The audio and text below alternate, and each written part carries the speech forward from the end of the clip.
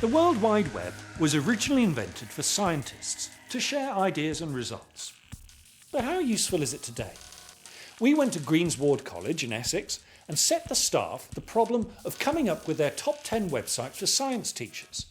These are their results.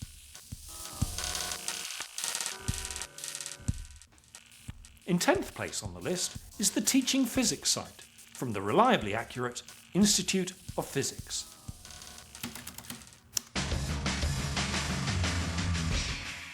Institute of Physics, firstly, are an organisation which I've come across before. I've been on a number of their courses, their update courses, and they're really supportive towards teachers, and the site reflects that. Although I'm a biology teacher, I find that obviously I have to teach physics, and it's very, very nice to be able to go to a site where you can be absolutely certain that the information that you're being given is going to be accurate. There's lots of links to useful websites, and it's got lots of new ideas on how to get across the subject of physics in an interesting manner.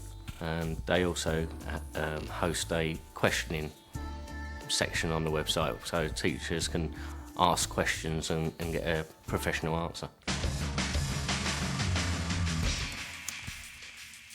At number 9 is a site that, despite its bizarre name, contains masses of serious science information.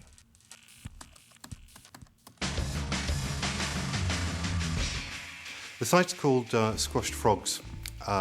It's a site which contains information written by teachers for teachers. It's basically split up into the three sciences, plus it's got information for Science 1, and it's got all of the key stages are all included on there.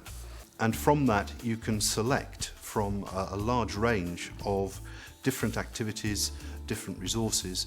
There are things like games, there are PowerPoints which you can actually download from certain areas, and most of it has been written by teachers, and therefore they basically know what they're doing.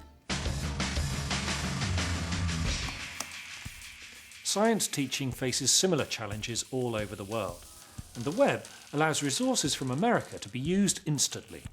Our teachers chose one fun site as their number 8.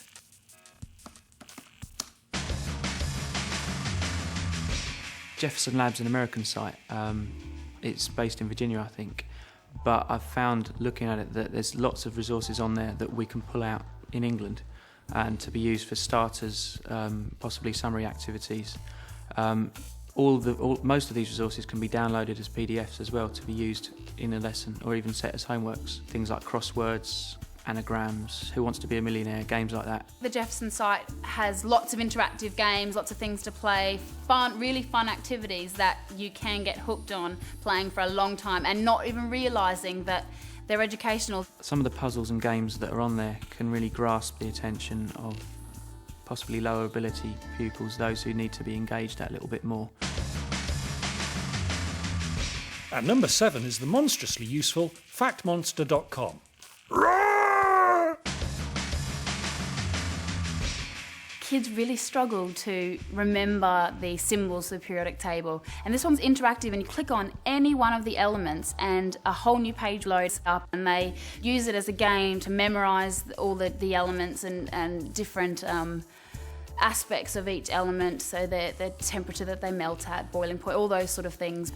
There's games, puzzles, a homework help centre, all subjects. You click on your chosen subject and go to the homework help centre. It's very useful for students who are doing homework or doing their study at home.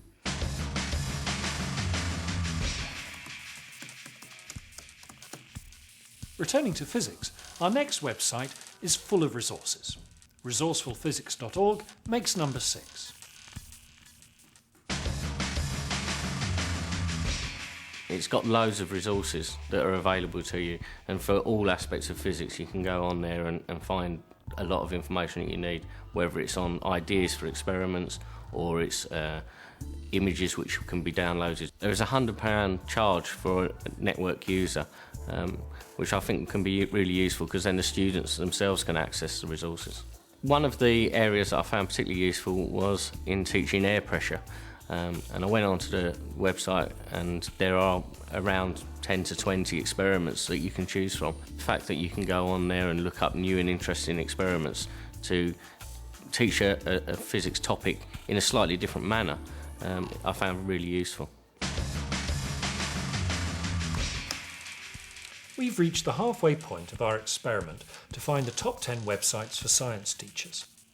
The forecast is good for the Met Office website. It's at number 5.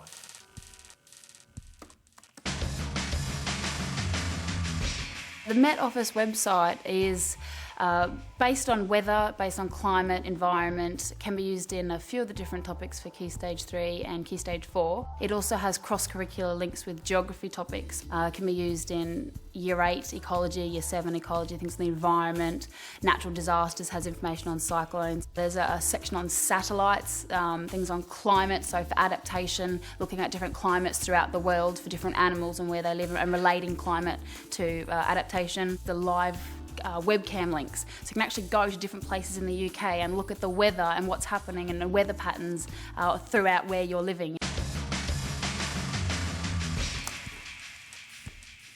In terms of education on the web, there's one beast that's always near the top of the utility chain. It's the BBC, naturally. The BBC have this ability, using incredibly innovative methods, to actually get into the lives of these creatures and to actually help you to understand more about how they live and how you actually interact with them. The BBC Science and Nature website, I feel, should have been higher up the list. It's definitely easy to navigate through, contains the information under specific headings, relevant topics, and pictures and quizzes and interesting facts and lots of information. It promotes further learning and lifelong learning in students and investigating in things that actually are relevant to them and maybe interesting to them. Searching for scientific information is always tricky, but our third place website works as an excellent portal. Top marks go to topmarks.co.uk. It's a lot more effective than using a more universal search engine such as Google, because you don't have to trawl through all the stuff that you're not going to need. It's much more specific to teaching and learning. Top Marks is a bank of links to websites that you can search by the age group that you're teaching and by the subject that you're teaching. It's very quick because you know what you want, search it and you'll find a smaller list, let's say, of websites that you can then access and browse. The Top Marks website, even though you could use any other search engine that's available on the internet, this one I think is particularly good to use because you're coming up with actual science websites that are usually made by governments or reputable sources and not someone who's just decided to put a site on the internet that may be information that's completely wrong and irrelevant and not able to use in your classrooms. Say if you're searching for habitat as your topic, it won't just come up with the definition of habitat or one little thing on habitat. It'll come up with a whole range of resources, possibly worksheets, information around habitats and all the other topics that are linked to habitats, so populations, communities, ecology topics, all those will come up in your search as well. I haven't come across a link so far that has expired.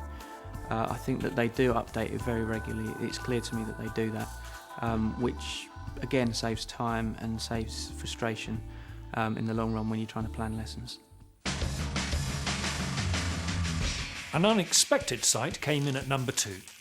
Our teachers suggest that everyone should be kung fu, science, fighting. Kung Fu Science is a unique site.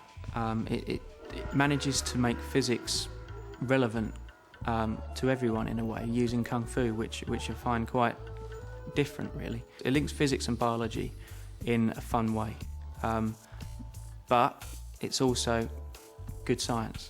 There's video footage of a guy breaking 3 bricks, and as he's doing it he's saying, and my hand needs to speed up as it goes through, and he's explaining it in physics terms. So the physics of the thing, as far as I'm concerned, is I need to get my hand all the way through this stack of blocks, which means I can't afford to slow down when I get halfway, because I've still got another block to get through. The way it works is there's a timeline and you can run through different aspects, different physics aspects, and on your screen there's little dots that move along as you go through each of the physics type parts. And the first part is the introduction of the Kung Fu master showing his little black belt thing, and then first physics topic of speeding up and breaking the 3 bricks, and then on into each topic to look at them in more detail. Anything that can help kids to have a better understanding of physics around them and how things actually work related to physics is definitely helpful. And what do the staff of Greensward College make their #1 site for science teachers? Before we find out, let's recap 10 down to 2. At 10, teaching physics. At 9, squash frogs. At 8, Jefferson Lab. At 7, Fact Monster. At 6, Resourceful Physics. At 5, The Met Office. At 4, BBC Science and Nature. At 3, Top Marks. At 2, Kung Fu Science.